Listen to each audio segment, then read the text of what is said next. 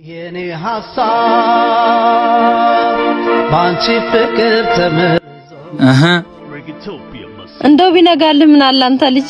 ነጋኩ አልነጋም እንዴ? አረ ነክቷል። ምን ነው ፈለከኝ እንዴ?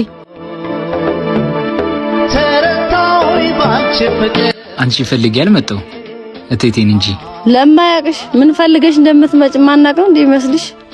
ቁጭ ብዬ ቀረው እናቴት እንዴት ነሽ? አለው ሰላም ነው። አንተ እንዴት ነህ? አለሁልሽ። እኔም ምለው ምን ነው ተንዘጋት? ኧረ አልዘጋኋትም። ደሞ ተያደለች አብሮ አደጌ ነች። ሰዎች ግን ሰፈር ውስጥ አንድ ላይ ሳይሆን እህትና ወንድም ነው ምን መስላቸው።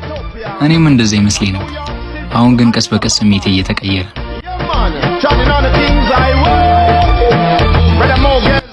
ለምንድን ነው እንደዚህ የሚያይ?